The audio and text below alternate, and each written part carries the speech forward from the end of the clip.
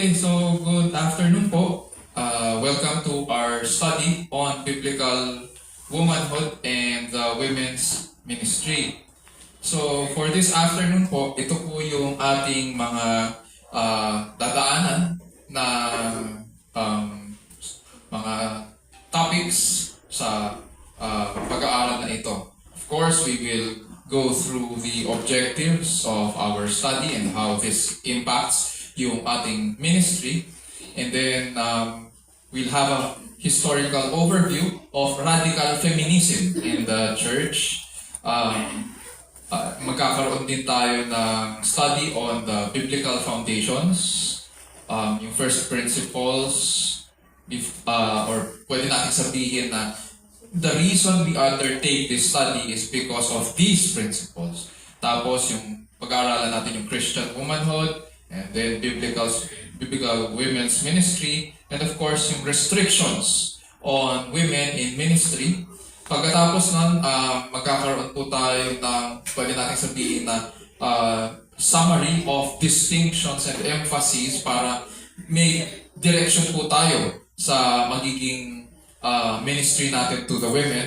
And then, of course, yung conclusion natin, two-point conclusion para sa pag-aaral. And then yung next steps is actually for you, mga ladies, to draft yung magiging scope and limitation ng women's ministry based on this study. So para po sa ating objectives, dalawa lang naman, twofold ang ating objectives. Number one is to understand what the Bible says about womanhood and the role of women in ministry and its restrictions. At saka to determine, number two, the scope of roles and responsibilities of women specific to the ministry of VBM as our next steps. Before we move on, gusto ko lamang po sabihin kung meron po tayong mga questions, maganda po sana kung meron din tayong notepad. I'll give you time para magtanong pagkatapos ng ating presentation. Kasi kapag in the past, kapag meron tayong mga studies at maraming tanong sa gitna, minsan nauubusan tayo ng oras so hindi natin natatapos yung pag-aaral on time. So I want us na daanan muna yung buong study, and then as we go along, kung meron tayong questions, ilagay na lang natin sa papel, and then towards the end of the study, bibigyan ko po tayo ng time para magtanong para sa Q&A natin. Okay po ba yun? Okay. Sige. So, punta po tayo dito sa historical overview of radical feminism in the church. Meron po tayong set of quotations or quotes galing sa mga famous na mga feminist activists in history. At ganito po ang mga nila. These are what they said and which have impacted the lives of many women, especially evangelicals. First one is by Anne Nicole Gaylor, isang atheist reproductive rights activist, at siya yung co-founder ng Freedom from Religion Foundation. Ibig sabihin, atheist siya. Hindi siya naniniwala sa Diyos. At ganito ang kanyang sinabi, there were many groups working for women's rights, but none of them dealt with the root cause of women's oppression. Ang nagko-cause daw ng women's oppression ay religion. So, anti-religion siya. Here's another quote from Margaret Sanger. Si Margaret Sanger po ay nurse, birth control activist, at siya po yung founder ng Planned Parenthood.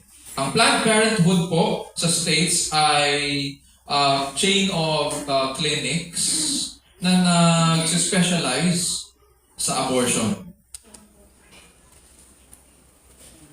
So, sila po ay, siya yung founder, pero in recent times, hinihiwalay ngayon ng Planned Parenthood ang sarili nila kay Margaret Sanger kasi racist daw siya. Sabi niya, no woman can call herself free who does not own and control her body. Again, this is the kind of woman na na magsasabi nito, mga aktivista, tsaka mga free thinkers or mga atheists. So, ang tingin niya sa sarili niya, siya yung sovereign, kaya ang sabi niya, kailangan ako ang magsasabi kung anong pwede kong gawin sa aking katawan. Next. Margaret Sanger ulit. Sabi niya, the most merciful thing a large family can do to one of its infant members is just kill it. Fitting for someone who founded, syempre, yung Planned Parenthood. So ano po ba ang radical feminism? Define po muna natin. Ang radical feminism po ay branch ng feminism. It seeks to liberate women from oppression by eradicating gender systems and institutions of power perpetuated by the patriarchy. It views men as the enemy. Ang difference po ng radical feminism sa feminism ay yung feminism po, ang naging focus originally nila ay yung equality sa pagboto. Matatandaan po natin prior to the siguro bago mag-1960s, nagkaroon po ng movement ang mga kababaihan para ma-include sila at mabigyan po sila ng voting rights sa population. And nanalo sila. Nagkaroon po sila ng access sa pag-vote, nabigyan po sila at saka sa education. Pero ang nangyari, towards the 1970s, biglang umusbong ang radical feminism. At itong branch ng feminism, ang focus nito ay yung pakikipaglaban sa oppression at saka gender systems. Para sa kanila, ang lalaki po at yung leadership ng lalaki at pag-express niya ng kanyang dominance, yun yung ayaw nila. So, mapapansin natin later on kung ano yung mga words na ginagamit nila at kung ano yung gusto nilang mangyari. Ano ba ang objectives ngayon ng radical feminist agenda? Ang objectives po ng radical feminism ay tatlo. It can be simplified into 3. Number 1, elimination of patriarchal systems. Gusto nilang mawala ang mga institutions na kung saan sinasabi daw nila ang mga lalaki daw ay nagdo-dominate at doon sila malakas ang mga lalaki. Kasi nga ang kalalakihan sila yung mga kaaway ng mga ito. Pangalawa, transformation of traditional family structures. Kanina pinag-aralan natin ang family, the Bible's definition of the family. At para sa kanila, sila ang nagbago nito. Mga babae, mga radical feminists. So they want the transformation of traditional family structures. And number 3, women's bodily autonomy and reproductive rights. So ito, dadaanan natin ito ngayon. Unahin muna natin yung elimination of patriarchal systems sa objectives nila. Sabi dyan, itong elimination of patriarchal systems seeks to overturn institutions and systems like marriage, like family, workplace, government, society, and culture that perpetuate male dominance and perpetuate gender inequality. Parang pagtinignan mo, hindi ba parang whole of society na yan? Marriage, family, workplace, government, society, culture. Gusto nila lahat sila nandun na. Ayaw nila ng may lalaki doon. Gusto nila sila ang nagdodominate. Tapos hindi lang yan. Gusto nila na magkaroon ng gender equality. Pati sa workplace, gusto rin nila. Pero the reality must come in. Medyo magkikritik na ako dito. Pero I'll have to exercise self-control sa pagkikritik. Kasi in reality, kaya ba ng babae gawin ang lahat ng trabaho kung nagde-demand sila ng gender equality? Kaya ba nila umakyat ng poste ng kuryente? Kaya ba nila gumawa ng bahay? Ni humawak nga ng martilyo eh. Hindi pa stable eh. Kaya ba nila ng ano? Kaya ba nila na maglinis ng mga kanal at imburnal? Maaaring kaya, pero pag tinignan natin itong mga workplaces na ito, wala sila, dominated ito ng mga males. And so, sabi nga ng isang conservative, i-express naman natin ang gratitude natin sa mga males who put their lives on the line para hindi yung demand ng gender equality sa mga ganitong klaseng trabaho, hindi naman natin talaga kaya. So yun ang gusto nila, yun yung first objective, elimination of patriarchal systems. Kaya nga, mapapansin din natin ang sumusulong ng mga, yung divorce, 60% ng mga nag-a-apply ng divorce, puro babae. Ang laking percentage ng puro babae ang hindi lang yon. Ang nag-redefine ng family, mga babae din. Mamaya makikita natin yun later on. At syempre, pagdating sa batas, sa ating batas, sino ba yung pinaka-foremost, yung mukha ng liberalism at saka feminism?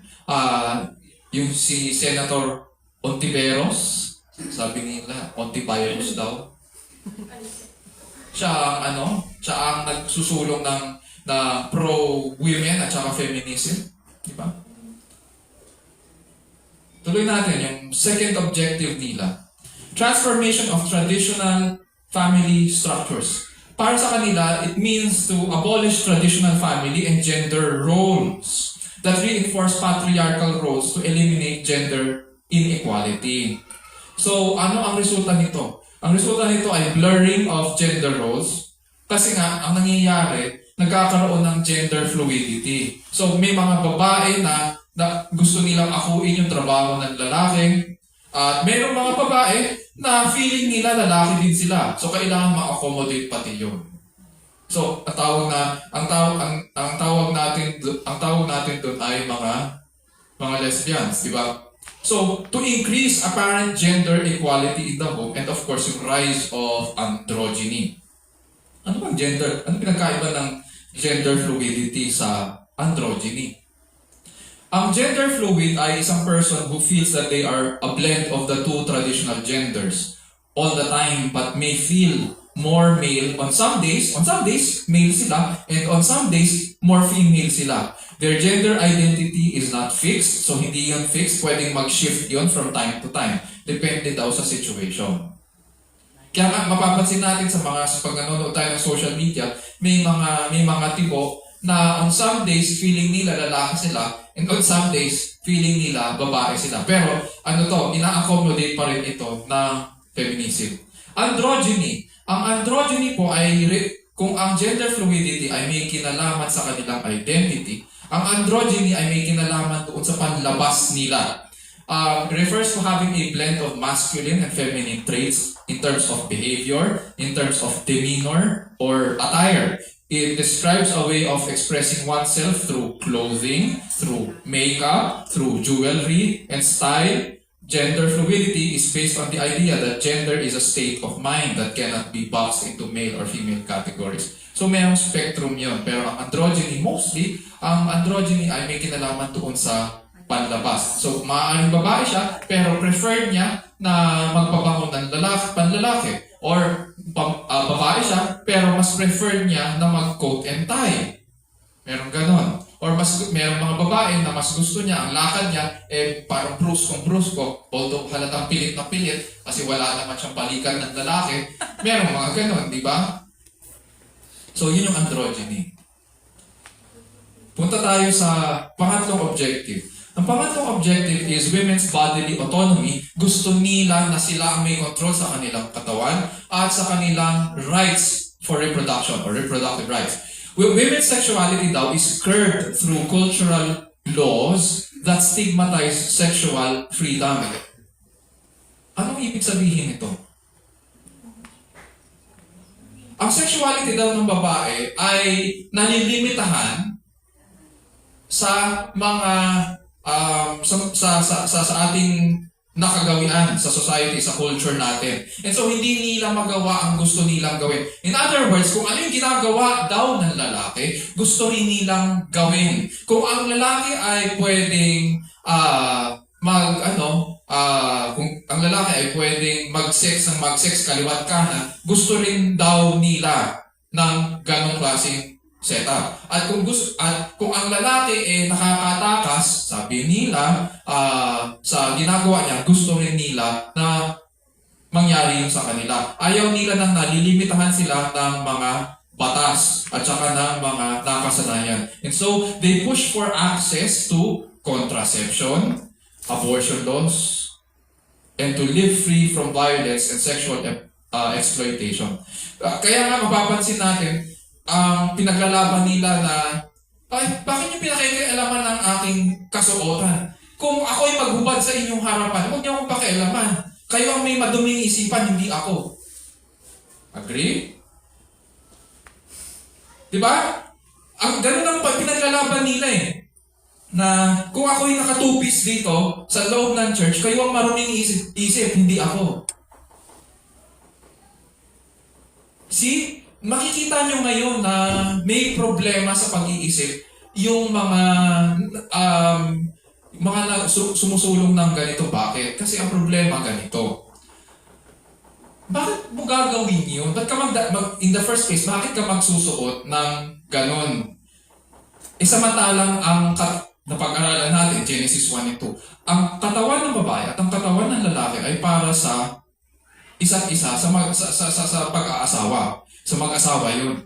Pero kung ikaw, TikTok ka ng TikTok, babae may asawa ka, TikTok ka ng TikTok, at saka Facebook ka ng Facebook at YouTube ng YouTube, tapos katawan mo, binubuyang-yang mo doon sa social media, imbis na nandun yun for the pleasure of your husband. Ano yung sinasabi mo? Ang sinasabi mo ay, I can do this. Gusto ko may sexual freedom ako at wala kayong pakialam. Sabi nga ng mga kalalakinan ngayon, yung mga hardcore na mga lalaki na nagko-comment, sabi nila, bakit alam mo na nga na maraming lalaki na may topak, hindi namin ginajustify yung mga may topak, pero maraming lalaki din na asal hayop. Doon ka ba nagdi-display? Doon mo pa display katawan mo. So, marirape ka talaga. Tapos sasabihin mo na oppression yan, sasabihin mo na pag pinagsabihan ka ng maayos, at sasabihin mo, bakit niyo ako sasabihan, ino-oppress niyo yung victim. Hindi! Diba? Ikaw, in the first place, nagparade doon, alam mo na marami na ng lalaking may topak, may sira sa ulo, tapos doon ka pa nagpakita ng katawan mo. So may problema ka. May kaayusan ang lahat ng bagay, and yet, ito ang pinalalabas nila, na ang kanilang kailangan may freedom sila na gawin kung anong gusto nilang gawin sa kanilang katawan. At hindi dapat daw sila pinakikialaman. And so, dapat meron silang mga safe spaces daw. Mga radical feminists, now in recent years, napansin natin na there was a demand for safe spaces daw. So, sila ang nagsusulong nun. And this includes feminist separatism that results in the creation of safe spaces for women. Okay? Hindi ko sinasabi na masama ito. Mayroong benefits na naidulot ang feminism katulad ng rights para makapag-vote ang mga kababaihan. Okay yun. Nagkaroon din ng mga rights to education ang mga kababaihan. So, merong mga benefits siya. Pero, pag tinignan natin ang radical feminism, mas marami po ang problema nila. And so, today, the radical feminist agenda rules society. Ngayon, tingnan naman po natin yung history na radical feminism sa loob ng church. Ito, ano lang, in passing lang ito, maraming nakasulat dyan, pero bibigyan ko lang po tayo ng overview. So, nagsimula po ang feminism noong 1848 to early 1900s na pinaglaban po nila yung voting rights nila at saka access to education. And so nanalo sila, nagkaroon sila noon. Pero there were some feminists na during this time na mas gusto nila, sabi nila, kailangan ipaglaban din natin yung pagiging pastora ng babae. Kailangan may access din tayo sa leadership sa loob ng church. We want the ordination of women in the church. Yung picture na nakikita nyo dyan sa kanan, yan po si Agnes Maud Royden, Anglican feminist yan, and suffragist. Pag sinabing suffragist siya, pinaglaban niya yung voting rights ng mga babae. Ano siya?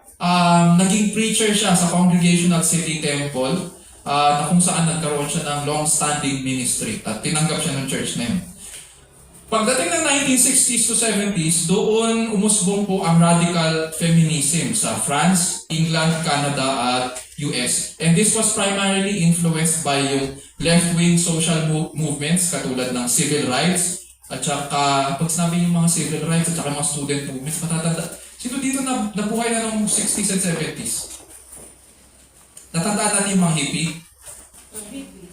Mga habang buhok, tapos flower. O yun, tapos mahilig mga ganon. Diba? O. Yung time na yun. O. Tsaka yung mga naka-bell bottom, mga ganon. Yun. So, yun yung nag-influence sa radical feminism. Of course, yung Vietnam War, anti-Vietnam War movement. Even though pumasok ang radical feminism noong 1960s to 70s, ang feminism po ay pumasok sa church much earlier.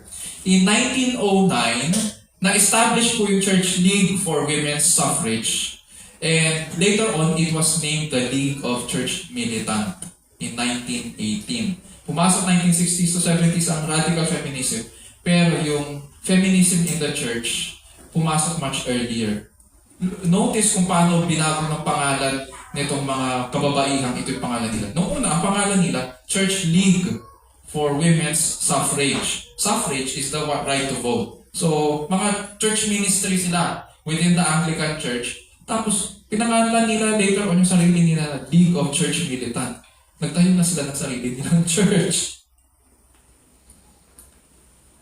Tapos, 1970s to 80s, dahil naging available po yung birth control pill at saka yung freedom of women in the workplace was being enjoyed. So the focus on sex as pleasure, not procreation, and yung inclusion ng mga feminist views in the pulpit, because these were the issues during this time, many were now questioning yung roles of women and men. Noong 1979 po, si Maggie Redding, she founded the Catholic Lesbian Sisterhood. So, 1979, Maggie Redding founded the Catholic Lesbian Sisterhood. Elaine Willis, isang feminist activist and theorist, promoted lesbian visibility within the Christian women's movement. Makikita natin na dahan-dahan na nagkakaroon, nagsimula sa feminism, tapos dahan-dahan na nagkakaroon ng transformation at nagkakaroon ng connection sa LGBT.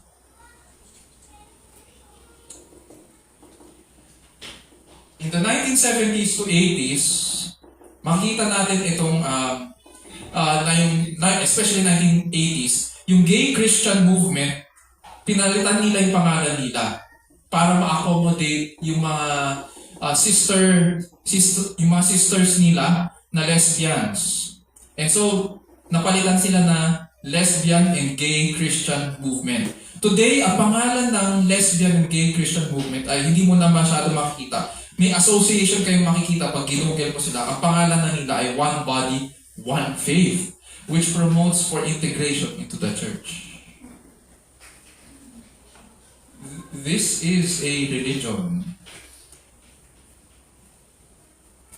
And in 2024, syempre, punta na tayo sa panahon natin. In 2020, dahil sa influence ng LGBT at saka ng feminism, yung Methodist General Conference yung international, they voted to adopt gay marriage and the ordination of LGBT clergy. Yung picture na nakikita nyo dyan, yan si Bishop Karen Oliveto, yung first openly lesbian bishop ng United Methodist Church. And she's preaching nung April 29 sa United Methodist General Conference sa Charlotte, North Carolina. Next, punta naman tayo sa Pilipinas. Pumunta ba yun sa Pilipinas? Yes. In the Philippines, the Universal Fellowship of Metropolitan Community Churches or UFMCC was established in 1991 para sa LGBT community.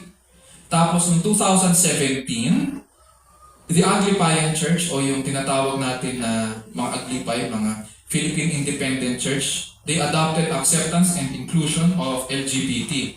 Tapos noong 2023, inordain nila si Wylard Ledama, isang transgender sa kanilang diaconate. Si Wylard, yung makita niyo po na nandun sa taas na picture.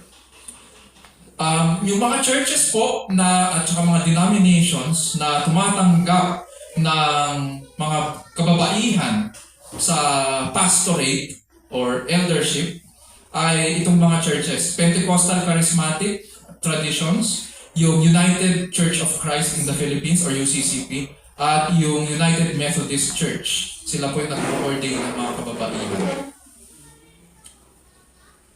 Yung makikita niyo po sa baba, yung bottom picture, yan po yung si Bishop Ruby Nel Estrella ng United Methodist Church Manila Episcopal Area. So, ito ang pagpasok ng liberalism sa loob ng evangelicalism. Next. Next slide. Maybe we can watch that later. Ito ang isa sa mga clips.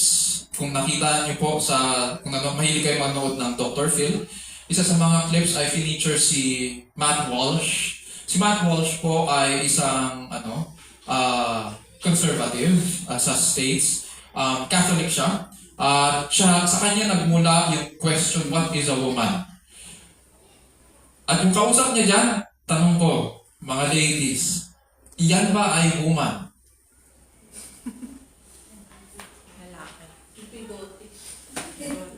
May balbas. Pero sasabihin nila, babae sila. Diba? So, tinanong sila ni Matt Walsh, what is a woman? Sabi nung isa, it's not for me to say. Tapos sabi nung isa, a woman is someone who identifies as a woman. So what is a woman? Diba? Paikot-ikot eh. Kung hindi masagot, ibig sabihin, may problema sa pag-iisip. Yung nagsasabi noon na ina-identify, someone who identifies as a woman. May problema. Bakit ganun yung definition? Ang sagot ni Matt Walsh, simple lang naman eh. Someone who has female characteristics, female sexual, biological characteristics, someone who has yung chromosomes ng babae. Pero ayaw nila tanggapin yun. Kasi sila, kahit ganyan ang itsura at meron silang may chin, may Adam's apple, sila ay babae pa rin daw. So, ang ibig sabihin ba, porket nagpahaba ka ng buhok, may hikaw ka, nag-makeup ka, yun na ba ang pagiging babae? Yun ang lumalabas eh. Bakit ganito? Kaya nagkaroon ng ganyan kasi mismo ang mga babae rin ang nagsusulong nito. See? Women, feminists, radical feminists, are on the path of self-destruction. Why? Sabi ni Gloria Steinem, isang political activist, editor ng Miss Magazine, and leader of the second wave feminism sa US, by the year 2000, we will rear children to believe in human potential, not God. So, ano ba talaga ang gustong mangyari ng radical feminism? In reality, the radical feminist movement is not seeking the liberation of women from male oppression. Although yun yung objective nila, ayaw nila ng patriarchy. It is pushing for womanhood without God. This has resulted in a gender identity crisis among many women today and the inability to adapt and fulfill their God-given role in marriage, family, church, and ministry. Yun yung naging problema. Sabi ni David Schrock, pastor for preaching and theology at Occoquan Bible Church, Woodbridge, Virginia. They believe God made mankind as male and female. But male patriarchy was and is a result of the fall. Yun yung thinking nila. Genesis 3. It is not God's good design based on Genesis 2. This was the argument. Men and women are equal in essence and in roles. In the Bible, men and women are equal in essence, but not in roles. See? Magkaiba po ang roles ng babae at lalaki. Although, in terms of humanity, Genesis 1, equal sila sa harapan ng Diyos. Genesis 2, yung roles and responsibilities nila, magkaiba. Kailangan may distinction yun. Now, punta tayo sa first principles, sa foundations natin. When we talk about biblical foundations, kailangan ma-set natin ng maayos. Tulad ng pag gumagawa tayo ng bahay, ano yung ginagawa natin bago tayo magtayo ng bahay? Bago sa foundation, ina-assess natin, di ba? Ina-assess natin yung lupa, pwede bang magpatayo dyan talaga, di ba? Tinitingnan, may soil analysis, tapos once na ma-determine lahat yun at ma-clear tayo sa government, doon pa lang tayo maglalagay ng foundations. So, this is what we're trying to do. We're trying to set yung theological foundations ng mga kababaihan. Ayokong dumiretso agad doon sa mga passages because kailangan serious ang pag-aaral ng mga kababaihan pagdating sa kanila. Kailangan secure kayo pagdating sa pagkakadesign sa inyo ng Panginoon. Hence, we will go through yung first principles in studying God's Word, and then pupunta tayo sa Christian womanhood. May steps yan. Tapos may biblical women's ministry at titignan natin later on yung restrictions on women in ministry. Unahin po muna natin yung first principles. Ang sinasabi dyan, first principle, number 1, God has the final say in matters of faith and practice. Hindi yung experiences natin, hindi emotions natin, hindi society, hindi culture. Diyos ang nagsasabi at nagtatakda, Diyos ang nagtatalaga kung ano ang sinasabi niya. Mayroon siyang sinasabi tungkol sa matters of faith and practice. Sabi nga natin, di ba? The Bible is God's Word. And God has it has the absolute authority in all matters of faith and conduct. So, because God has said this in His Word, hindi ba dapat sumusunod tayo? Yun yung response natin sa Kanyang salita. We should not treat it as mere opinion. Because God is the God of truth, He does not lie. Because He is the Creator, then dapat siya ang nasusunod pagdating sa design at identity ng kababaihan. Hindi dapat kultura, hindi dapat yung sinabi ng ibang kababaihan, hindi dapat based on feelings, although marami sa ngayon based on feelings, I feel that I am a woman. Hindi culture, kundi salita ng Diyos. So, that is what we affirm. God has the final say in matters of faith and practice. Sabi nga po sa BBM Statement of Faith number 1, we believe that the Bible is the Word of God, His written revelation to man. Composed of 66 books, it is verbally and absolutely inspired by God, written without error in the original documents. So, it is our only source of knowledge about God and His plan of salvation. And is our absolute authority in all matters of faith and conduct. So, dahil tayo po ay lahat in subjection sa ating Panginoon, dapat lahat tayo ay sumusunod sa at pinaniniwalaan natin kung ano ang sinabi niya sa kanyang salita in all matters of faith and conduct. Sabi ko nga, di ba, nung ating anniversary, all of God's Word or all the words of Christ for all of life. No exceptions though. Next. Pangalawa, God has designed the ministry to build His people up in Christ. So mayroong direction po ang ministry. Meron pong objective kung bakit nilikha ng Diyos at pinagkaloob niya sa atin ang ministry ng church. So the general purpose of the ministry is to build God's people up for works of service. These works of service are not limited to church gatherings, hindi lamang church gatherings, hindi lamang special offices in public worship katulad ng elder or pastor at saka mga deacons, or yung mga service natin to one another or ministries natin sa isa't isa on Sundays, but it also includes our godly vocations and engaging, pag sabing godly vocations, yung mga trabaho natin. Kasama sa ministry yun.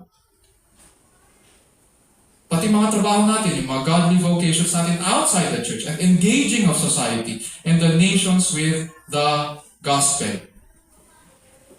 Based yan po sa Ephesians 4:11 to 12. Sabi po dyan, Ephesians 4:11 to 12. And He gave some as apostles, and some as prophets, and some as evangelists, and some as pastors and teachers.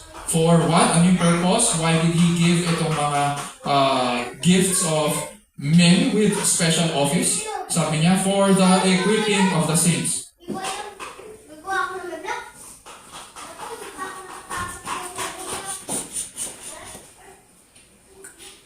For the equipping of the saints, for the work of service, to the building up of the body of Christ. So, ang purpose ng ministry ay para pagtibayin ang buong katawan. So, Christ intends that His people are built up in Him through a special calling of able and faithful men who will train the church. And so, ang trainers ng church natin, of course, is yung mga pastor teachers. So, yan yung Ephesians 4:11 to 12. Ating binasa kanina. Pangatlo, resist radical feminism and uphold biblical womanhood. So, this is a first principle. Kailangan as early as now, i-reject natin ang radical feminism. Because we are commanded to offer our bodies to God, then we should not allow the patterns of this world to mold our thinking and behavior. Sa Romans 12:1 to 2.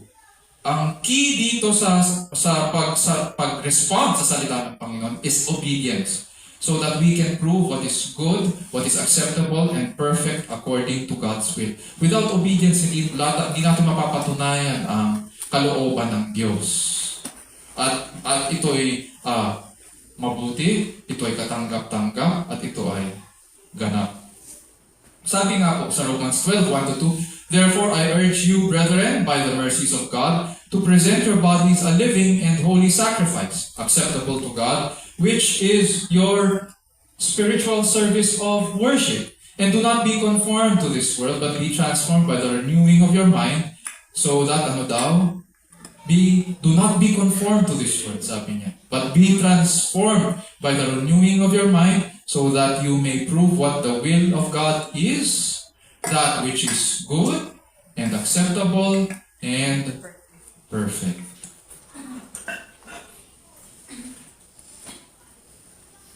And then, yun yung first principles. So, ang first principles natin, in summary, ay number 1, God has the final say in matters of faith and practice. Pangalawa, God has designed the ministry to build His people up in Christ. At pangatlo, resist radical feminism and uphold biblical womanhood. What is biblical womanhood? Or what is Christian womanhood? So, sa ating pag-aaral, titignan po natin ang mga passages na ito. Yung Genesis 1, Genesis 2, Proverbs 31, 1 Timothy 2, at saka 2 Peter 3. And ito yung ating outline para sa analysis natin ng Christian womanhood. Number 1, ano ba ang marks? Ano ba yung tanda ng pagiging Christian woman. May marks ba yun? Yes. Number one, titignan natin yung Christian woman's identity. Pangalawa, a Christian woman's style. Number three, a Christian woman's sincerity. Four, a Christian woman's silence. Five, a Christian woman's significance. At saka six, a Christian woman's strength and hope. Unahin po muna natin yung identity ng Christian woman.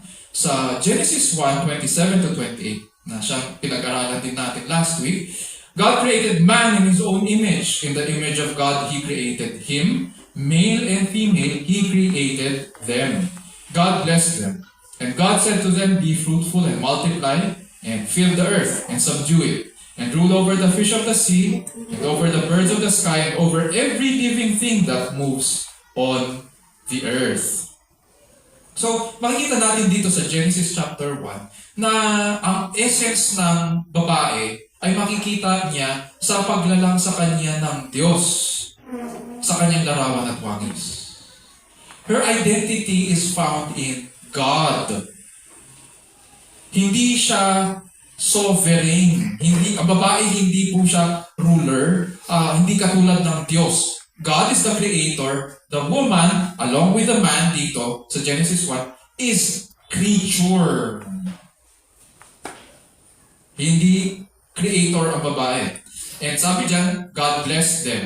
Intention ng Diyos na maging masaya sila pareho. So, as human beings, they are expected to be fruitful. They are expected to multiply and fill the earth. Kasama rin ang kababaihan sa pamumuno bilang tao. Siya ay tao. When we come to Genesis 2:18 at saka 21 to 23, makikita po natin yung responsibilities nila. Kanina pinag-usapan natin yung essence ng pagiging babae. She is a human being. She is a creature created by God. Pero pagdating dito sa Genesis 2:18, 21, and 23, makikita natin ngayon yung responsibilidad ng lalaki at ng babae at may pagkakaiba ito at may kaayusan din ito. Sa verse 18, sinasabi dyan, "Then the Lord God said, it is not good for the man to be alone. I will make him a helper suitable for him." Yun yung pinag-aralan natin kanina. Na ang babae ay design ng Diyos, nilalang po siya sa kanyang larawan at wangis para maging helper ng lalaki. Hindi po siya ang magli-lead sa relationship nila. At ganun din ang lalaki. Ang lalaki po ay hindi magiging passive. Hindi siya pwede maging passive sa relationship nila.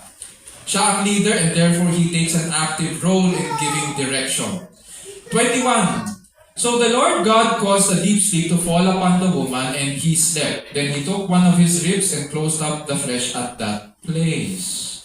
Woman was made out of the man. Diba? The Lord God fashioned into a woman the rib which he had taken from man and brought her to the man. At ano daw ang nangyari? Nung makita ng lalaki ang babae, ano po ang sabi niya? "This is now bone of my bones and flesh of my flesh. She shall be called woman because she was taken out of man." She represents the man. She takes the name of the man as her own. She represents him. And at the same time, mapapansin din natin na dito nung pinangalan ni Adan ang babae, tahimik ang Diyos pagkatapos niya lalangin ng babae.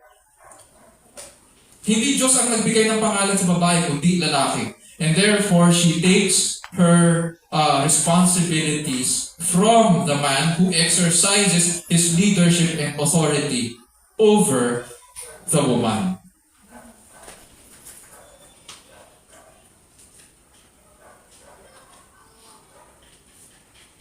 And so, what do we find there? Ano yung identity ng woman? She delights in the truth that her womanhood is designed by God. She is designed by God and she delights in it.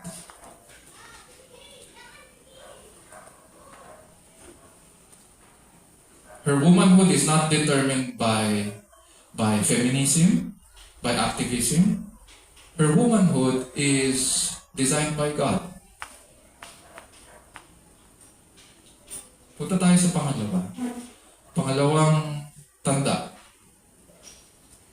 Christian woman's style. Sa 1 Timothy 2:9, So sabi niya ganito, gusto kong turuan mo, dahil may mga issues nga dyan sa loob ng church at Ephesus. I want you to teach them. I want you to teach them kung paano sila kikilos, paano nila aayusin ang kanilang sarili, especially sa pagharap nila sa Panginoon. When, in terms of yung worship nila, this is how they will conduct themselves. And so, dito sa 1 Timothy chapter 2, sabi niya, likewise, I want women to adorn themselves with proper clothing, modestly and discreetly, not with braided hair and gold or pearls or costly garments. Itong mga, sa Christian church, this has been taken to extreme. Na mayroong ibang mga nagsasabi na, sinasabi ni Pablo na, pinagbawal ni Pablo yung braided hair. Therefore, mga babae, hindi naka-braid, hindi pwedeng nakalugay. Meron namang iba, ang ini-interpret dito, braided hair, therefore kailangan laging mahaba. Hindi pwedeng naka-bob cut, o naka-boys cut, hindi pwedeng naka-undercut. At hindi rin pwedeng gold or pearls. Dapat wala kayong jewels, walang jewelry. At hindi pwedeng costly garments. So, hindi pwedeng nakapustura. Anong gusto mong maging itsura mo ang basahan? Hindi po ganon. Ang tinuturo dito ni Pablo, kasi itong mga bagay na ito, itong mga, yung braided hair, gold, and pearls, and costly garments, may kinalaman po ito kasi dati sa pagsamba sa mga, dahil nga si Timothy po ay pastor sa Ephesus. Kilala po ang Ephesus kasi sa pagsamba sa mga Diyos-Diyosan. And so ang dinedemand ng culture, kapag ikaw ay especially mga, ang tawag dito, ikaw ay temple prostitute, ito yung mga identifiers. Pag pinoprostitute mo yung sarili mo, at ikaw ay sumasamba sa isang Diyos-Diyosan, nakikilala ka sa mga ganitong bagay. Braided hair, gold, pearls, costly garments. So, yung kultura na ito, naipasok nila sa church, yung mga babae. Dahil dati silang mga worshippers ng mga pagan goddess. So, ang sabi ni Pablo, turuan niyo po yung mga babae na umayos sa loob ng church. So, ano sabi niya? I want women to adorn themselves with proper clothing. Hindi naman niya sinabi na magmukha kayong basahan Proper clothing, modestly and discreetly. Hindi yung naghahanap kayo ng atensyon. Sabi ni Pablo, no. Sapat na ang pagiging simple. Do not attract attention to yourself. Meron pa nga isang pastor na alala ko na nag-preach dito sa passage na ito. Ang sabi niya, ang instruction niya sa mga kababaihan sa kanyang church, women, tulungan naman din natin ang mga brothers natin in the faith. Do not attract attention to yourselves. Meron pa isang pastor na ang principle niya ay ganito.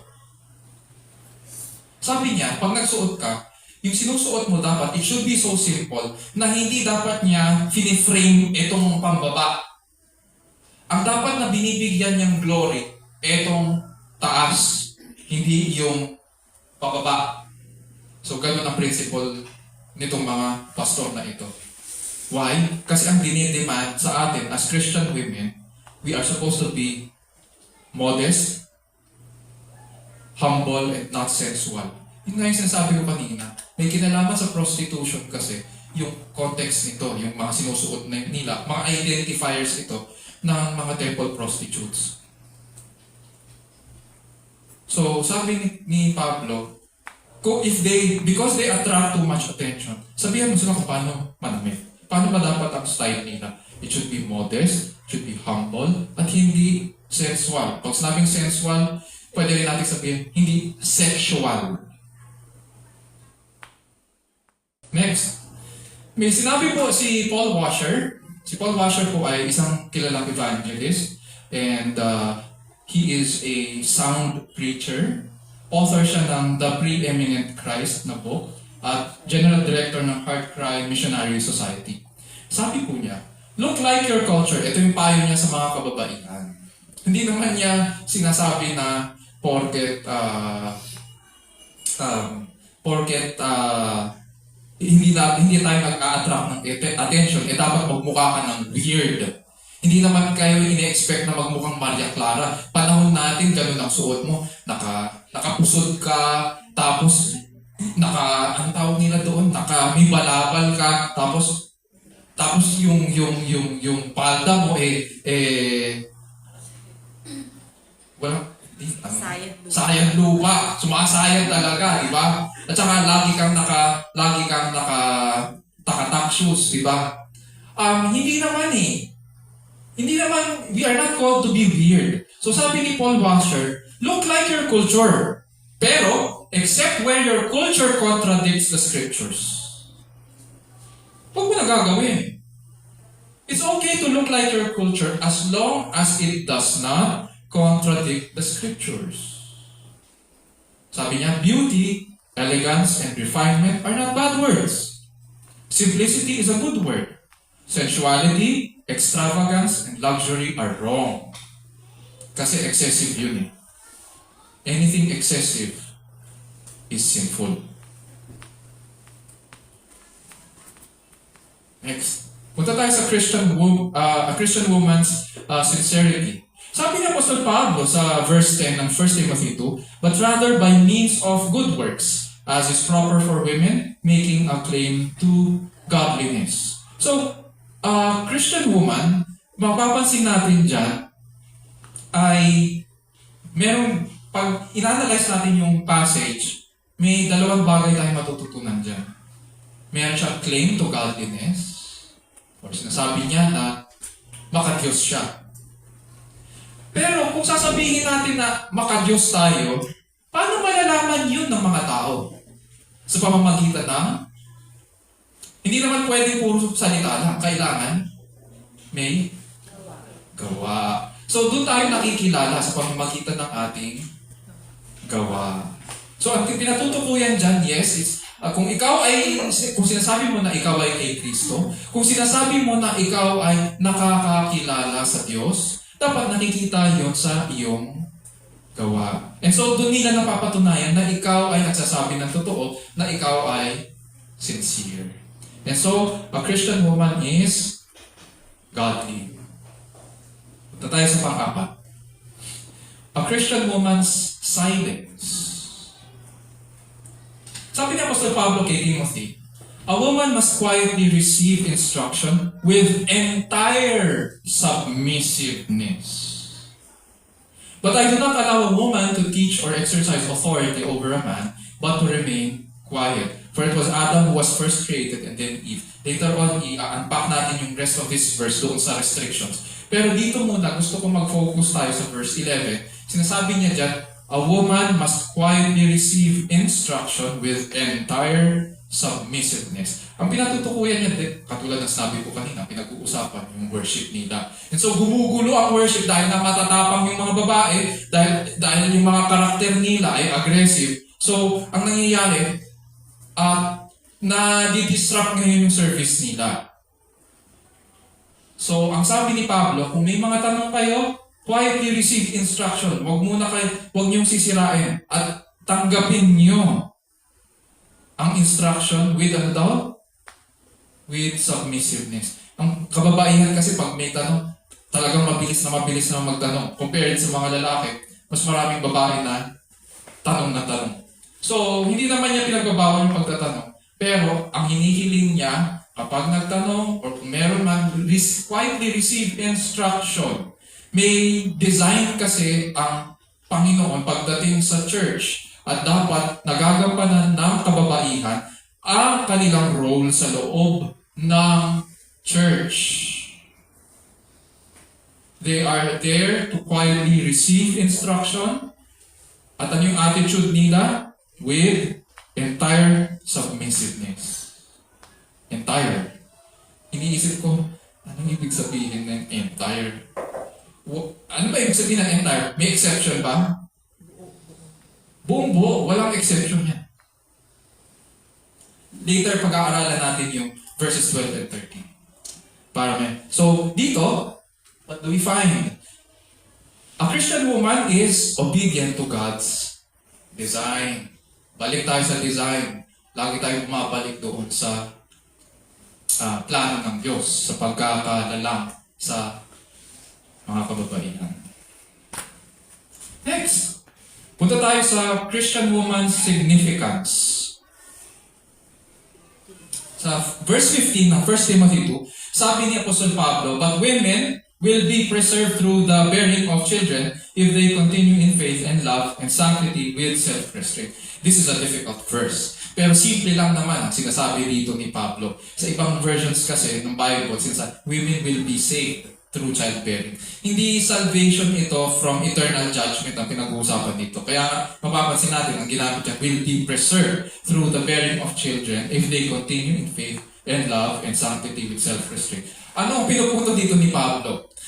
There was disorder in the Ephesian church dahil nga ang mga kababaihan ay tumatayo na tanong, maraming question.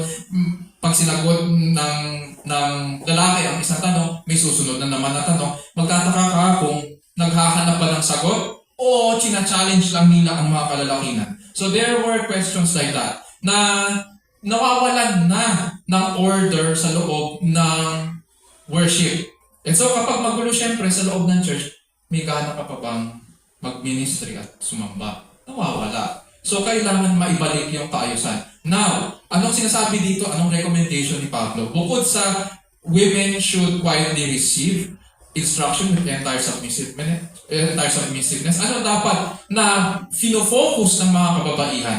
Bakit ba siya nilalang ng Diyos? Yan sinasabi. Yung pagiging babae niya. You want to continue in faith and love and in holiness with self-restraint? Pakita mo yung pagiging babae mo. Yung women dyan, ang pinatutukoyan dyan ay yung mga women with families and children. Focus on your family. Childbearing. Yung calling mo na pagiging babae.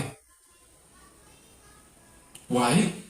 Only women have been given the special calling to bear children for God's glory. Kami hindi naman ang lalaki ba pwede bang manganak? Sasagutin ng LGBT, oo, pwede. Hindi. Biologically, hindi kami nilikha ng Diyos para manganak. Kayo lang. And so focus on your high calling. It's a high calling to be able to bear children and then raise them up as believers in Christ. And so, ano daw ang significance ng woman? She has the unique high calling of bearing children and raising a family for the glory of God. Number 5. A Christian woman's strength and hope. Sabi ni Apostol, dito naman talong tayo kay Apostol Pedro. Kay Apostol Pedro, 2 Peter 3:5-6. Ang sabi niya dyan, "For in this way, in former times, the holy women also who hoped in God used to adorn themselves." How? Being submissive to their own husbands. They adorn themselves by being submissive to their husbands. Thus, sabi dyan, verse 6, Sarah obeyed Abraham, calling him Lord, and you have become her children if you do what is right without being frightened by any fear. Interesting, ano? You have become the children of Sarah if you do what is right. Okay? Without being frightened by any fear. Interesting. You husbands, hindi, okay na yun. Sa 6 lang pala, ano. So, dyan makikita po natin na verse 5, yung mga kababaihan, from whom do they get their strength? From whom do they get yung kanilang confidence? Where do they get their hope? Sabi dyan, in this way, in former times, the holy women who hoped in God, hindi sa kanilang mga asawa. And they do not fear the future. Hindi sila frightened. Hindi sila madaling matakot. Why? Kasi nga meron na silang hope. At dahil meron silang hope at meron silang peace, at wala silang tinatatakutan in terms of their future, ano daw? She submits to her husband. Verse 5, being submissive to their own husband. So what do we see here? A Christian woman does not draw her strength from and hope in her husband, but in God. Because God is her hope, she does not fear the future, but she laughs at it.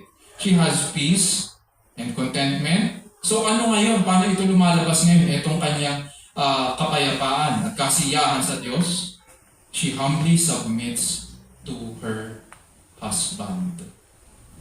So ganun siya. Yun yung strength and hope na kababaihan. Sabi nga ni Brian Wood, asawa ng pastor, co-host ng Date Night with the Woods podcast, and she enjoys homeschooling children at saka discipleship and counseling sa Mission Bible Church. Sabi niya, God made man to be a leader and made us to be His helper. That's why our greatest fulfillment and highest joys will always culminate in the role of obedient wife and mother.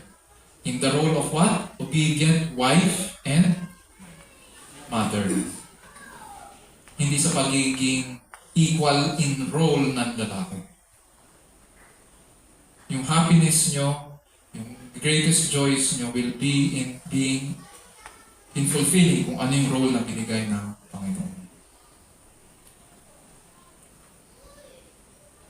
Punta naman po tayo sa Biblical Women's Ministry. So, alam na natin ang pagiging biblical woman. Alam na natin ang kanyang identity. Alam na natin ang kanyang style. Alam na natin yung kanyang heart and sincerity. Alam na natin ang kanyang silence, yung kanyang significance, at saka yung kanyang strength and hope. Ngayon naman, puntahan na natin paano niya ngayon ito i-apply sa ministry. At ano ba yung, when we talk about women's ministry, ano ba ang ano nito? Saan ba ito, ano ba ang kinasasakupan nito? Okay. So, meron tayong maraming mga verses dyan, katulad ng Proverbs 1, Luke chapter 2 and Luke chapter 8, Acts 2, 8, 12, 16, 17, and 18. Nandiyan ang 1 Corinthians 14, 17, Ephesians chapter 5, 1 Timothy 2, 2 Timothy 1, Titus 2, 1 Peter 3, at saka 2 John 1. Okay. So, ganito po ang marks ng Biblical Women's Ministry. Number 1, it is rooted in Scripture. Always. Nung nagsisimula tayo dito, isa sa ating mga first principles is to root ourselves in Scripture by, anong attitude dapat natin? Dapat i-affirm natin that God has ultimate but absolute authority over our faith and practice. So, dyan makikita natin, number 1, ang first mark of a biblical women's ministry is rooted in Scripture. Number 2, faithful teaching of God's Word. And then number 3, praying with a community of faith. 4, supporting the ministry of the gospel. And 5, exemplifying biblical womanhood and Christian service at home and in the church. So, doon pa lang makikita na natin kung ano yung kinasasakupan ng ministry of women. Unahin po muna natin ang rooted in Scripture. Sa New Testament, pag tinignan po natin ang ministry ng church, we can start sa Acts chapter 2. Soon after the apostles began the ministry in Jerusalem, yung members of the church began taking care of each other's needs. Sabi nga sa verse 42 ng Acts chapter 2, they were continually devoting themselves to the apostles' teaching and to fellowship, to the breaking of bread, and to prayer. Itong verse 42, it refers to doon sa 3,000 na baptize. At kasama dito sa number na ito, yung mga kababaihan. Ibig sabihin, if they devoted to themselves to the apostles' teaching, yung mga kababaihan also studied and learned the scriptures. They were serious in the scriptures. Kasi sabi, they devoted themselves to the apostles' teaching. Ibig sabihin, kasama ang mga babae in the serious study of the Bible. And so, if in the early church, kasama ang kababaihan, what reason do we have para hindi maging seryoso sa pag-aaral din ng scriptures?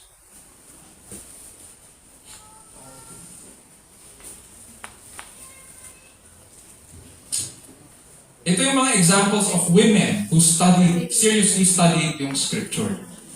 Sa New Testament, makikita natin si Lydia. Si Lydia po, yung first disciple, yung unang nakakilala sa Philippi in Acts 16:13-14.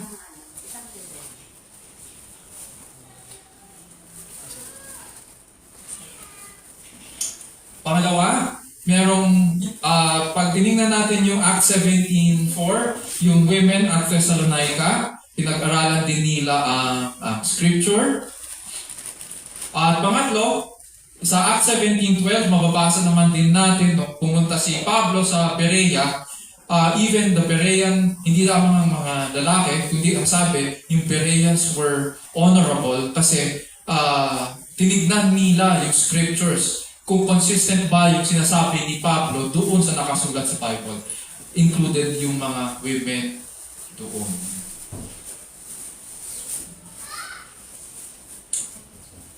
Although Paul restricted women from prophesying sa Corinth in public worship and ministry, he encouraged them to learn.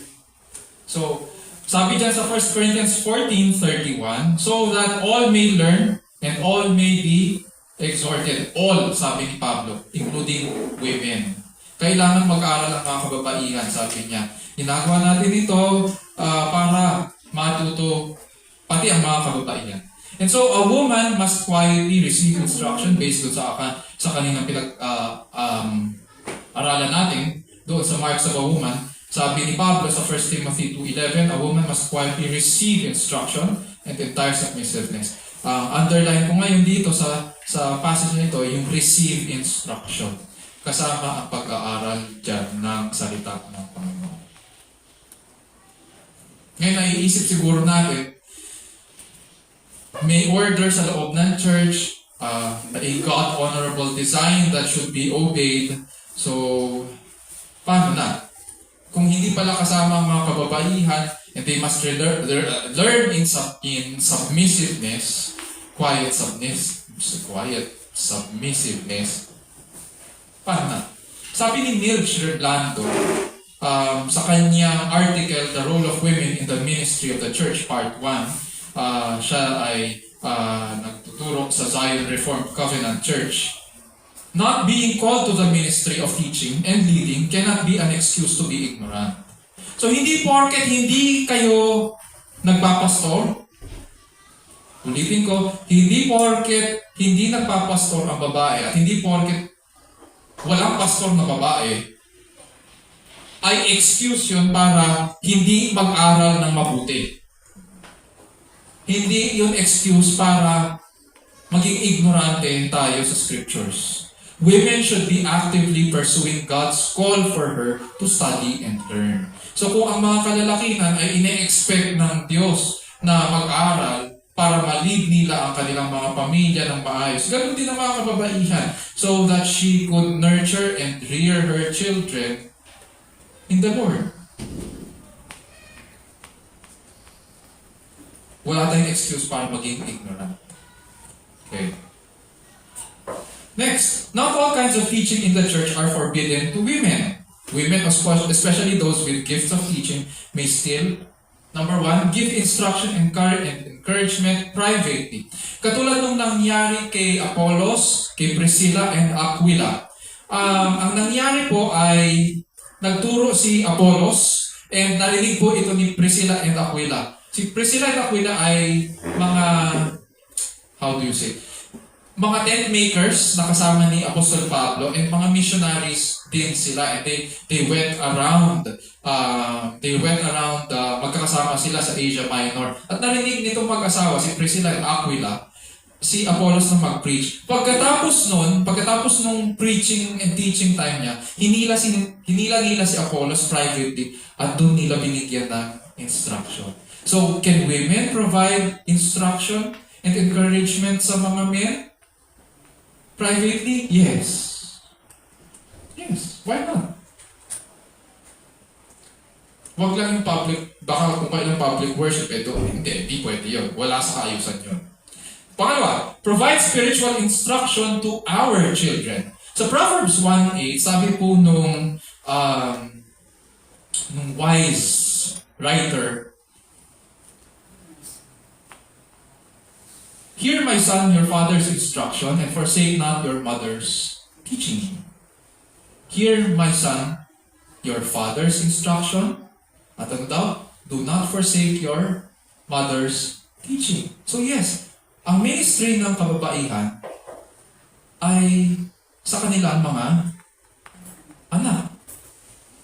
Wala tayong excuse bilang nanay. Hindi natin pwedeng excuse porket maraming trabaho, porket maraming hindi. Kailangan turuan ang mga bata. During this time, may nabasa nga ako.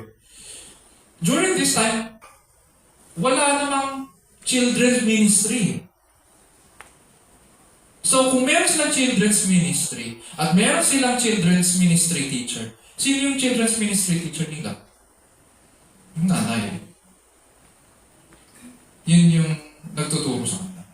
2 Timothy 1:5, I am reminded of your sincere faith. Kausap ni Pablo, si Pastor Timothy. Sabi niya, a faith that dwelt first in your grandmother Lois and your mother Eunice. And now I am sure dwells in you as well. Ang ganda ng generational mindset. Mapapansin natin, si grandmother Lois, tinuruan yung nanay ni Timothy na si Eunice tungkol sa pananampalataya. At ngayon, makikita natin si Eunice ay tinuruan din si Timothy. Kaya nga nasabi ni Apostol Pablo, yung pananampalataya mo, nagpapaalala sa akin na siyang nakita ko rin sa grandmother Lois mo at saka kay Eunice. So yes, our women can teach our children.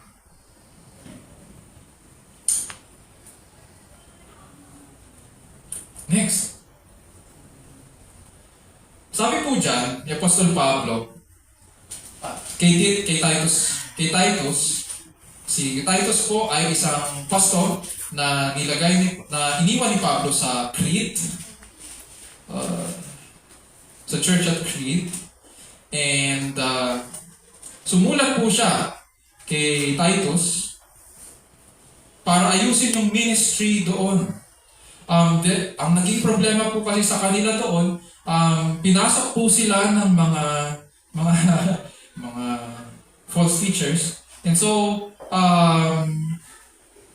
yung teaching na yon and ministry na tawag din na hinder. And so, kailangan ipagpatuloy yun, especially in their homes. So, ngayon sinasabi ni Paul kay Titus, ganito mo aayusin ang ministry. Start with the homes. Start with the families. Paano nila tuturuan yung mga matatanda, paano nila tuturuan ang mga nakababata. And so, dito, sabi ni Paul kay Tito, Titus 2:3-5, sabi niya, older women Pagkatapos niya i-address ang older men, sabi niya, older women likewise are to be reverent in their behavior, not malicious gossips, nor enslaved to much wine, teaching what is good. So binigay niya yung qualifications ng older women. At mapapansin natin dito, may kinalaman din ito sa character ng mga older women. They should be reverent in their behavior, respectable, in other words, sa kanilang kilos. Ano pa? Hindi enslaved sa pag-inom, not enslaved to much wine, teaching what is good, hindi malicious gossip, so merong control sa kanilang bibig, hindi mapanirang puri sa kapwa. Verse 4, that they may, bakit kailangan ganito ang character? Verse 4, kasi nagsisilbi silang testimony at saka mabuting halimbawa doon sa mga nakababata. Sabi niya, verse 4, that they may encourage the young women to love their husbands, to love their children. Verse 5, to be sensible, pure workers at home, kind, being subject to their own husbands, that the word of God may not be dishonored. So, older women are to teach the younger women. At ito yung scope ng kanilang ministry. So, just as the ministry prioritizes the teaching of the scriptures, so must women also undergo serious study of God's word to be able to teach God's word. Hindi lamang older women. The older women are to serve as good examples. They are also supposed to encourage younger women to study God's word and to follow His design by being submissive sa kanilang mga husbands and to love their children, to be sensible, pure workers at home, kind, being subject to their own husbands, that the word of God may not be dishonored. Yun. Pangatlo. So, yun. Faithful teaching of God's word. Pangatlo. Ano pa ang third mark of the women's ministry? Praying with a community of faith. Are women prayerful? Sabi dyan, because prayer is an ordinary means of grace, ang tendency po natin is to mistake it as a passive activity. However, it is the means by which God has ordained to accomplish His purposes. So women are called to actively participate in public prayer during gatherings of the church, for this too is a service and blessing that women impart to the saints. So when you participate sa community prayer natin, sa mga prayer meetings, mga ganon, or doon sa ating chat when women pray, nagiging encouragement and blessing po tayo sa buong church. Are there examples in the Bible of women praying at yun yung naging ministry nila? Yes. Unang-una si Anna, the prophetess. During her widowhood, nung namatay yung kanyang asawa, she prayed night and day for the coming of the Messiah. Sa Luke 2:36-37. Hindi lang yon. Sa Acts 2:41-42, yung women na kabilang sa 3,000 na newly baptized in Jerusalem, hindi lamang sila nag-aral ng salita ng Panginoon, kasama rin sila sa mga pananalangin. And of course, yung mother ni John Mark, si Mary, matatandaan po natin yung account na kung saan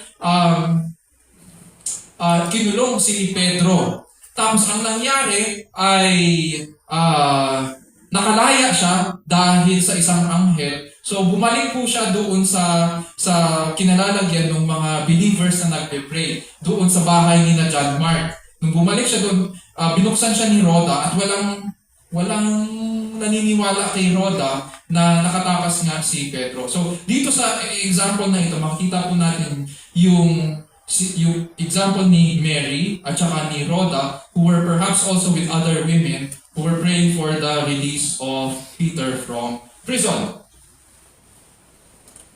Number 4, they support the ministry of the gospel. So women are not only called to proclaim the gospel publicly, but primarily teach it in the home. Ulitin ko. Women are not only called to proclaim the gospel publicly, but primarily teach it in the home. Alongside her husband, who is the spiritual leader of the family, she is to nurture and raise her family in the knowledge of Christ. At isa sa mga pamamaraan na ginagamit ng mga kababaihan para palakihin at palaguin ang pananampalataya ng kanyang mga anak at saka family members is by opening her home to the ministry and preparing it for gospel work. Were there also women who opened their homes for the work of the ministry? Yes. Dito sa Luke 8, 1-3, makikita po natin yung mga babae na nag-support sa ministry ni Jesus Christ. Sabi dyan, some women who had been healed of evil spirits and infirmities, maraming supporters si Jesus Christ nung time na nandito siya sa lupa. Most of them were women. And sabi dyan, Mary called Magdalene, from whom 7 demons had gone out, and Joanna, the wife of Chuza, Herod's household manager, and Susanna, and many others who provided for them out of their means. Ginamit nila yung kanilang mga resources para supportahan ang ministry of the gospel ng ating Panginoong Jesus. Hindi lang yun. Mababasa din po natin sa Luke 23:55 at saka 24:1 yung mga kababaihan na bumili ng spices para sa embalm ng ating Panginoong Jesus. So, women at the tomb also bought spices with their own resources. At sila mismo ang nagdala nito the following day. Sa Acts 8:3-4, meron din mga kababaihan na dahil binubukas nila ang kanilang bahay sa ministry, sila mismo ang inusig. At sila rin ang mga namatay. Sabi dyan sa Acts 8:3-4, noong time na ito, si Apostol Pablo ay kilala pa bilang Saul. Siya po ang kumakaladkad sa mga Kristiyano palabas. Sabi dyan, but Saul began ravaging the church, entering house after house, and dragging off men and women he would put them in prison. Therefore, those who had been scattered went about preaching the word. Hindi lamang yung mga babae ang inusig, kasama rin ang mga kababaihan sa pag-preach. Nag-scatter at nag-preach ng gospel. 4. Part pa rin ng supporting the ministry of the gospel. So, women open their homes to faithful teachers and the teaching of the gospel. Makita natin yan yung sa picture dyan. So, in John's day, Christians used their homes to supplement the expanding work of the gospel. Ayan o, serving the needs of the saints. So, anong ginagawa ng mga kababaihan? Hindi lamang nila binubuksan ng kanilang mga bahay. Sila rin yung mga nagsaserve. Meron silang, ang mga kababaihan, meron silang characteristic of being hospitable sa mga strangers and especially din sa mga brothers in the faith. And they ensured that itong mga teachers na umiikot, nagtuturo ng ebanghelyo were warmly cared for. Sa ikalawang aklat ni Apostol Juan sa 2 John, meron siyang kausap dyan na elect lady and her children. And he is warning them of the coming false teachers. Ibig sabihin, itong babaeng ito na nakakilala sa Panginoon, it was her ministry na buksan ang kanyang tahanan para sa mga faithful teachers. Pero sabi ni John, mag-ingat ka kasi may paparating na mga false teachers. So, magbantay ka.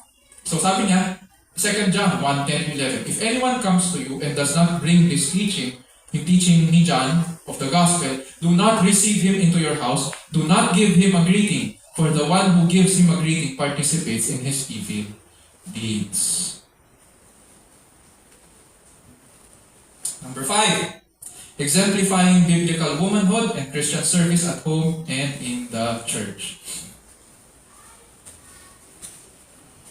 So kanina, tinignan natin, women minister to younger women in the church at saka children.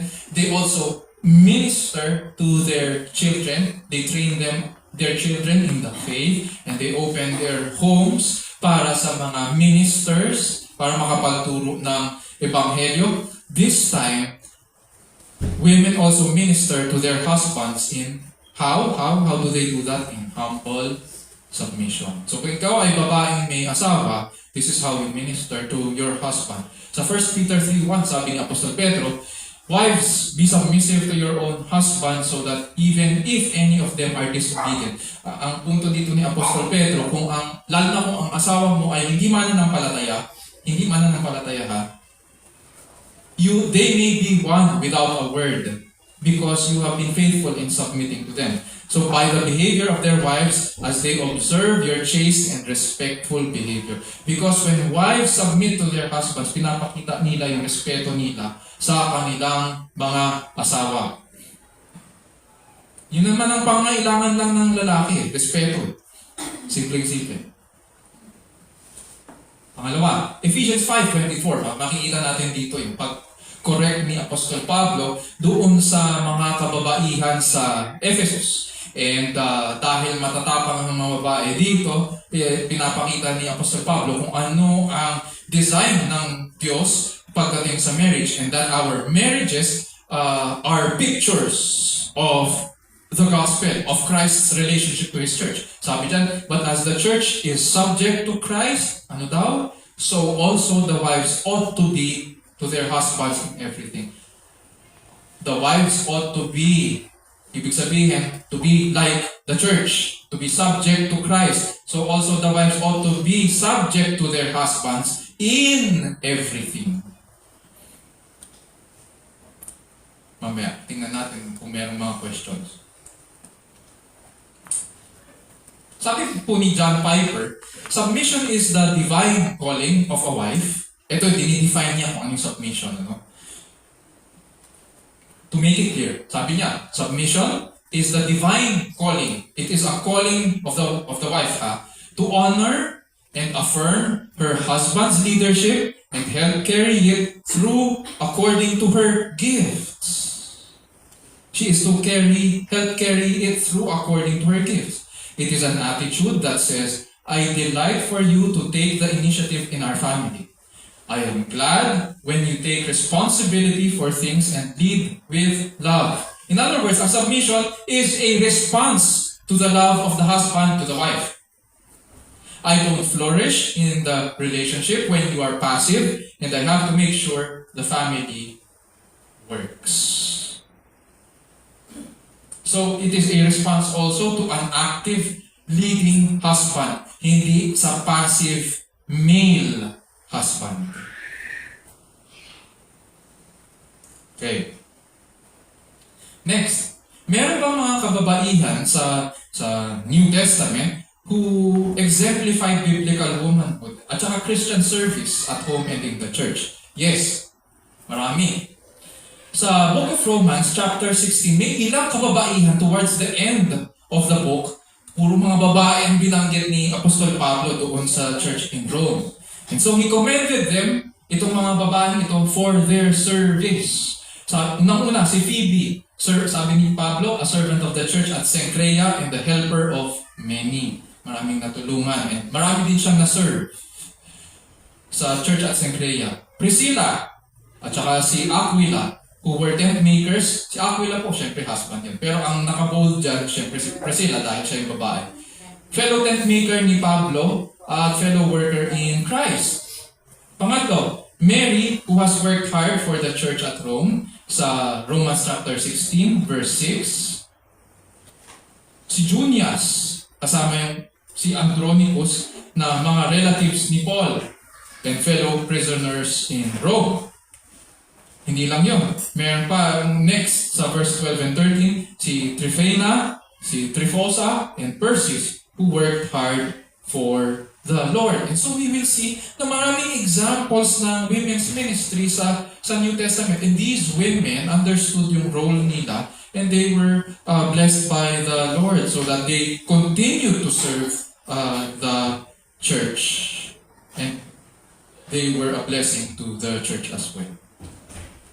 Punta naman po tayo sa restrictions. Pag sabing restrictions, ito yung mga limitations sa women in ministry. Titingnan po natin yung mga passages ng 1 Corinthians 14, 34 to 35, at saka 1 Timothy 2, 12 to 14. Unahin po natin yung 1 Corinthians 14, 34 to 35. Sabi dyan ni Apostol Pablo sa mga taga-Corinto, the women are to keep silent in the churches, for they are not permitted to speak, but are to subject themselves just as the law also says. If they desire to learn anything, let them ask their own husbands at home, for it is improper for a woman to speak in church. pang ilang passage na ito na pinag-aaralan natin pinagsabihan ng Apostol Pablo, yung mga kababaihan na manahimik sa loob ng church. Hindi naman ibig sabihin na porket manahimik, parang pambara yan. Binabara niyo yung mga kababaihan. Hindi.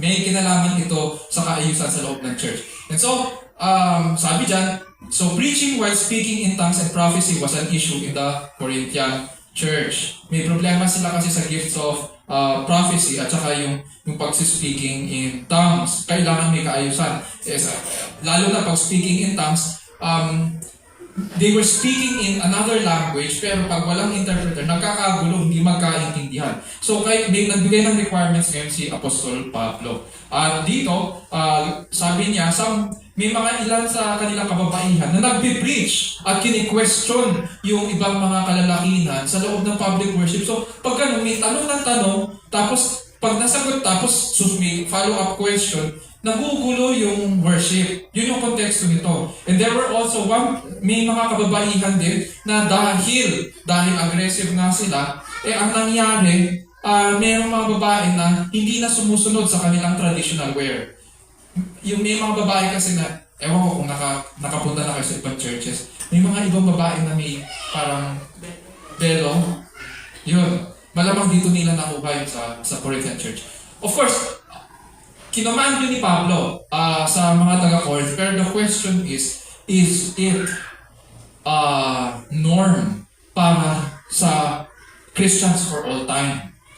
This was traditional wear para sa mga taga-Corinth, yung head covering nila o yung pelo nila. Pero applicable ba ito for Christians of all time? Noong panahon nila kasi, this was a symbol of submission sa mga kalalakihan. Pero applicable pa ba yun sa atin sa panahon ito? Yun yung question. So, from the point of view of Scripture, it was a declaration of independence from men. Yung pagtanggal nila ng mga pelo. At saka yung pagkataas ng mga kamay, hindi nagpapasakop. So, women were now dishonoring themselves, their husbands, at saka mismo si Kristo. Nagiging bad testimony sila. So, anong ginawa ni Pablo? So, women were instructed to preserve the order that God has designed when the church gathers for worship under the authoritative preaching of His Word. And as women have a desire to learn, which is commendable, husbands are also instructed to teach Scripture to their wives at home. So yun yung sinasabi ni Pablo. Yun yung remedy niya. Mag-aral kayo sa bahay, kasama ng inyong asawa. Ang asawa mo, ang teacher mo. Parang katulad ng ginawa ni Kristo, di ba? Sa Genesis, makikita natin pagkatapos lalangin ng Diyos, si Eva, tahimik na ang Diyos. Si Adan na ang pina-take over niya. Ikaw na magpangalan dyan. So, ganun din dito. Ang sinasabi ni Pablo, hindi. Sabihin mo sa mga babae, matuto sila doon sa kanilang asawa at ang mga lalaki dapat ang magturo sa kanilang asawa tungkol sa salita ng Panginoon.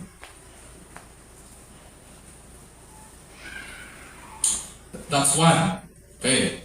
Number 2.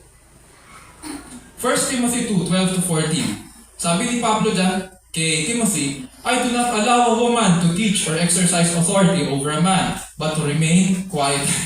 Ayan na naman. For it was Adam who was first created and then Eve, and it was not Adam who was deceived, but the woman being deceived fell into sin or fell into transgression. Ngayon, dito sa account ni Pablo kay Timothy, ini-instruct niya si Timothy, pastor ng Ephesus Church, that it is God's good design that women are to learn in quiet submission. They may not serve as pastors. Mapapansin po natin na yung salitang I do not allow a woman to teach or exercise authority. Para kay Pablo, to teach inside the church is equal to exercising authority. Therefore, women are not to teach in public worship over men. That is why hindi pwedeng magkaroon itong special function na ito. Kaya mapapansin po natin, pag public worship, puro lalaki ang nakatayo. Sila ang nagtuturo. Sila ang trained na magturo sa atin. So, a woman I do not allow a woman to teach or exercise authority. So, ang gusto ni Pablo, she is to, ano yung ministry niya? Ang ministry niya is to learn in quiet submission, and she may not serve as pastor or exercise authority over a man. So ito yung order na sinet ng Diyos. At ang basis nito, hindi kultura. Sabi niya dyan, it was Adam who was first created, and then Eve. So based ito sa creation order, hindi lang yon. Sabi niya, it was not Adam who was deceived, but the woman being deceived fell into sin. So may order din ang yung sa history of redemption. May order din. Si Adam ay hindi na-deceive. Ang na-deceive ko yung babae. So now, what do we find here? So to teach in public worship in the church is to exercise authority. The spiritual teaching function is ordained and reserved by God to faithful and able men known as pastors and elders. Women may teach their children at home and younger women in the church on how to honor and submit to their husbands. Creation has therefore a universal application both in the family and in the church. The verse is not talking about education. Mayroon kasi mga scholars na nagsasabi, kaya ang dahilan dyan ni Pablo, kaya hindi niya pinapagturo ang mga babae sa loob ng church ay dahil, mababa ang education ng mga babae. We will not read that in the passage. May ibang nagsasabi na dahil mababa ang education ng mga babae, mababa din kanilang intelligence. Oh no, we do not read that. The fact na nagkaroon sila ng ganyang problema, ibig sabihin, meron silang problema talaga na may mga babae, it seems na may mga babae nagtuturo talaga sa loob ng kanilang church. And it was causing disorder. So, the fact na may babae nagtuturo, ibig sabihin matalino siya. At may nakikinig sa kanya, ibig sabihin matalino siya. So, wala tayong question sa intelligence or importance of women. But ang pinag-uusapan natin ay yung design na binigay ng Diyos inside the home and inside the church. So makikita natin dito yung ministry ng kababaihan both at home and in the church. And there is an order na kailangan yung babae mismo ang mag-uphold din.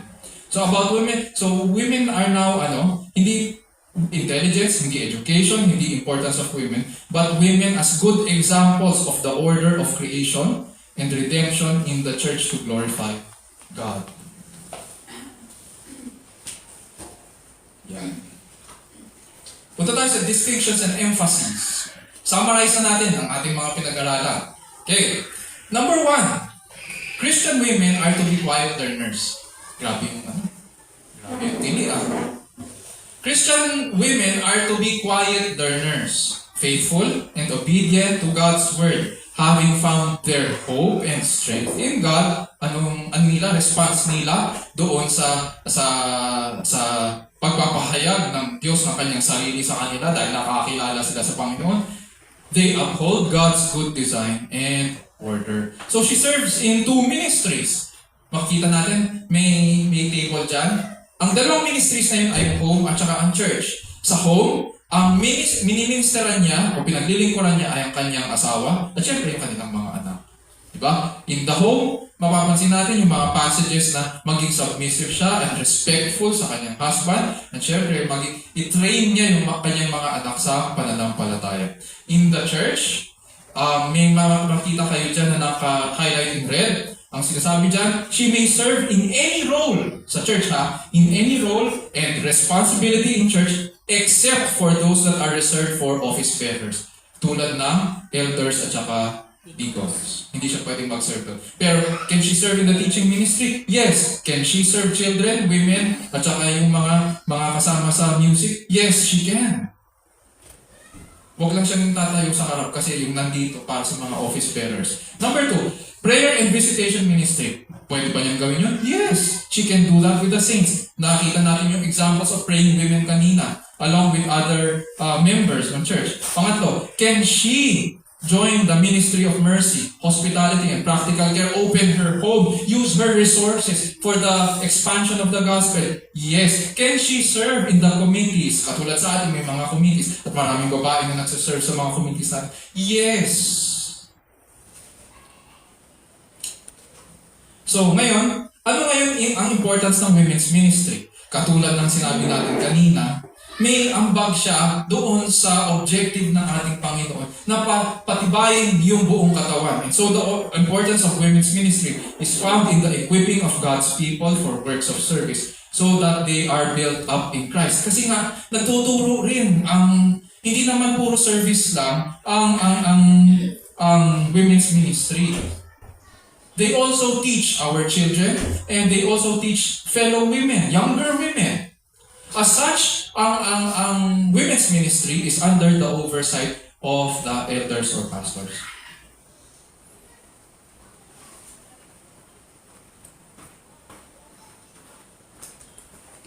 So, dyan, tingnan natin, the parts of a biblical women's ministry are as follows. The biblical women's ministry is rooted in Scripture, engaging in the serious study of God's Word. Ang isa pang mark is the faithful teaching of God's Word to train future men and women in the faith. Hindi lang yun. They also pray with the community of the faith. They support the ministry of the gospel by opening their homes and warmly caring for the needs of God's people. And of course, lastly, yung kanilang pagiging good example, exemplifying biblical womanhood and Christian service at home and in the church. In conclusion, mga kapatid, the radical feminism movement is not seeking the liberation of women from male oppression. It is pushing for a womanhood without God. This has resulted in a gender identity crisis among many women today and the inability to adapt and fulfill their God-given role in marriage, in family, and the church. Because of its anti-God stance, it should be rejected. At pangalawang conclusion, ito na ngayon yung approach natin. VBM's approach to women's ministry seeks to foster a deep understanding of biblical womanhood, recognize the unique calling of women in the ministry, to what? For what objective? To uphold God's good design and appreciate her God-given significance, both in the home, as a submissive wife to her husband, a godly mother to her children, a positive influence and instructor to her children, and young women in the church. She is a prayer warrior. She is a warm and caring host to faithful teachers and fellow workers in Christ. For what purpose? For the equipping of the saints and the expanding work of the gospel. Ang laki ng ministry ng kababaihan. Bibigyan ko rin kayo, by the way, ng copy ng presentation. Kung gusto niyo i-download at i-save sa cellphones niyo para may guidance kayo. And if in case gusto niyo rin ituro later on sa mga fellow ladies natin. So, ang next steps lang natin, sa akin lang naman to. So, draft a women's ministry description. Yung mga priorities, commitments, or merong mga scope and limitation. That is an action item for you para may guidance ang mga kababaihan sa mga ministry nyo. Basta ang tatandaan niyo po, yung table na ito, yan, yung table ng scope ng ministry. She serves in two ministries, the home at saka yung church. She serves her husband and children, and she serves in the various ministries in the church in any role, in any responsibility, except those that are reserved for office bearers. And so, mga kapatid, this ends our study for this afternoon. And kung meron po tayong questions, o gusto nyo muna mag-break tayo, kaso nag-break na kayo. Akong mangangailangan ng break. So, after siguro mga 3 minutes, after ng 3 minutes, we can open the floor to some questions kung meron po kayong mga tanong. So, thank you very much. This ends our study for this afternoon. God bless you.